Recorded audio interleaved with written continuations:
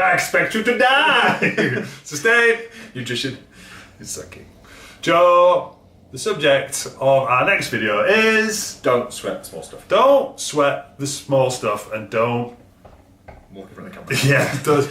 Yes. So, again, another one where kind of people get slightly caught up on, you know, example of a food diary yesterday. I had perfect day, and then they were fretting that they weren't going to get a top score because they had a teaspoon of sweet chili sauce. They had what? Yeah, that's what I did actually say. 10 out of 10, but you had that, so 0. Kick you off the plan. 0.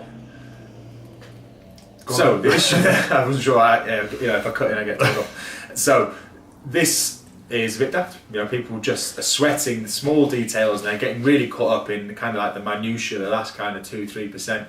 And actually, there's much bigger issues. You know, a lot of people come into our plan. They do cut all these little bits out, but the results they have don't differ from the people who keep them in, because it just makes such a minimal difference that as long as you're doing the basics, you know, the big things right, is that, you know, 15 grams of sauce, whatever it's going to be, isn't going to, you know, it physically, unless it's just butter and you're having it 5 times a day, it can't add up to enough to throw your results. So whilst food quality is really important to us and what we do, actually calories is what's going to determine it. You know, the best way to control your calories is by eating good quality food. That's what we think.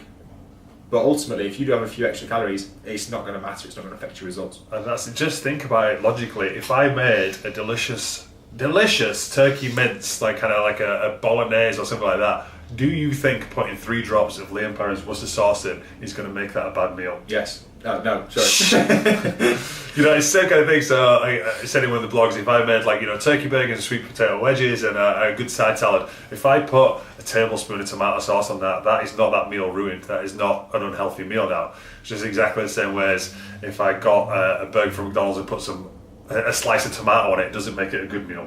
I think you need to kind of keep in mind the scale of these things. So even if you had, you know, I think like 10 grams would probably be a sachet of sauce. Even if that was all sugar, if you sprinkled 10 grams of sugar on, which we don't advise, it would still only be 40 calories. Yeah, don't do it. Please don't do that. You know, but it's just the small margins that people get so caught up with, and then they end up having a night out on the weekend and they go, well, you know, I need to cut down on these little bits. Well, actually, you just need to look at what you're doing and look at the biggest area that's going wrong. You know, where is it? Is it, you know, your breakfast? Is it your dinner? Is it weekends? And work on that. 'Cause it's odds on never going to be your sources. You know, we're not working with that group of people. Yeah, if you're kind of, like I say, if you're getting ready to step on stage completely peeled at 3% body fat, then we might look at reducing your tomato sauce intake or something like that. But for now, if that's keeping you on the plan, if that's making you know, a meal enjoyable and you're not going overboard with it, then don't sweat it. Yeah, if you're currently sitting on 5%, I wouldn't worry about asking us. I'd go find somewhere else, to be honest. But yeah, you probably know what you're doing.